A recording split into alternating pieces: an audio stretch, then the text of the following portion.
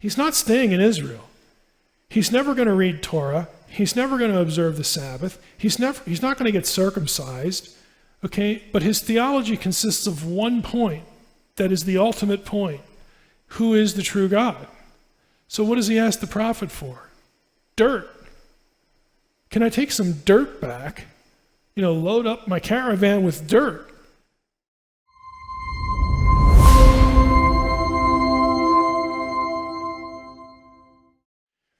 This is why in the Old Testament we have the concept of cosmic geography go to another level. There's this sense, well, if this is the way it is, then I can only be rightly related to the real God, the true God, Yahweh, if I'm in his land.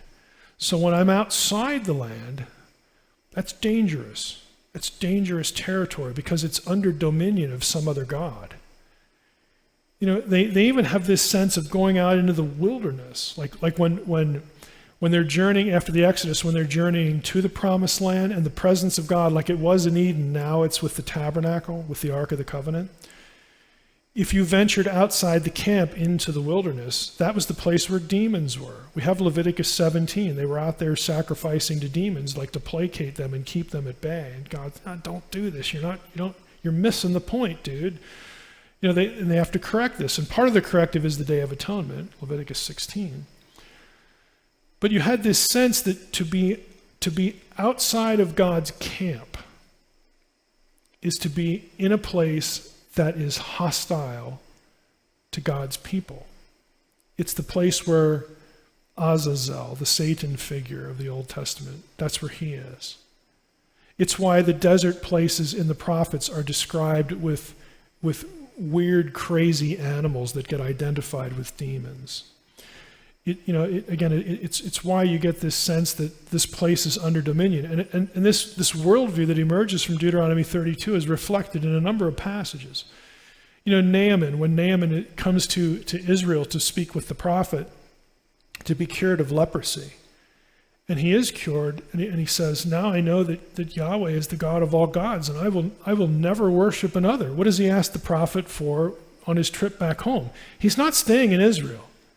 He's never going to read Torah. He's never going to observe the Sabbath. He's not going to get circumcised. Okay? But his theology consists of one point that is the ultimate point. Who is the true God?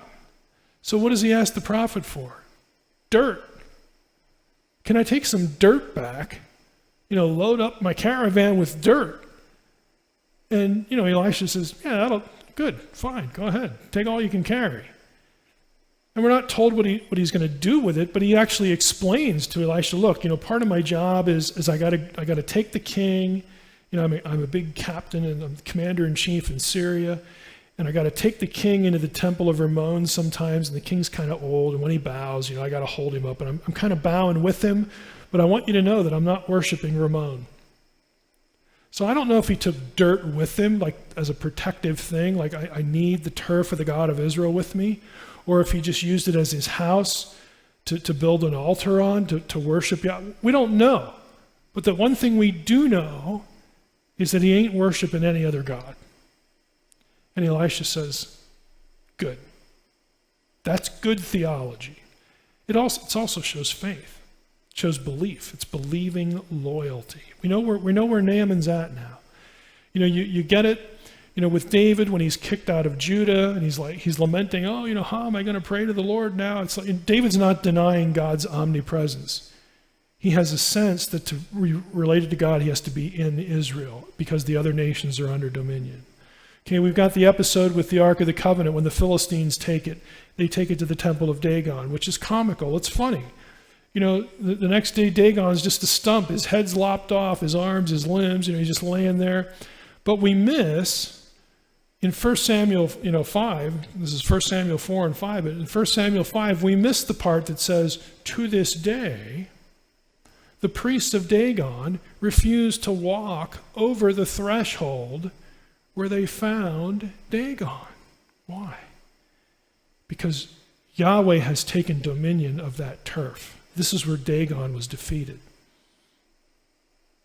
That little patch of ground, we're not taking any chances. We're walking around it because now it is under the dominion of Yahweh. This is cosmic geography. It plays out in all sorts of passages. When we get to the New Testament, you're going to have the same ideas play out there too, but it all extends from Deuteronomy 32. Again, Deuteronomy 32 worldview. Like Pentecost, again, just to foreshadow in the last few minutes here, where we're going with this. Again, if you've read Unseen Realm, you know exactly where this is going to go. If you haven't, this is going to be news. But there's a reason why the nations at Pentecost, you have Jews from all over the world. They've been scattered all over the world in exile. They come to Jerusalem to celebrate the feast at Pentecost.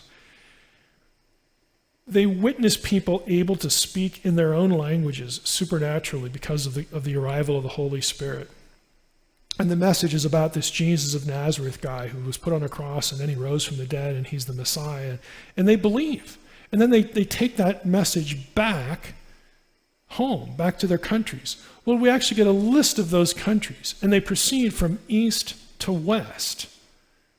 They cover the territory from the Jews in exile in the east all the way through, not just where the Jews are, where they're living because of the captivities and the exiles, but it also picks off a number of the nations that are listed in the table of nations. It actually covers all of the regions except for one, and that's Tarshish. Okay, and Paul covers that in his pursuit to get to Spain, because Spain was Tarshish. Again, we're going to cover all this later. But if you keep reading through the book of Acts, we have other places. Why does the Spirit of God take Philip and just supernaturally transport him from where he was to Azotus?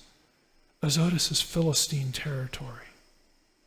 Okay, why do we have the episode with the Ethiopian eunuch?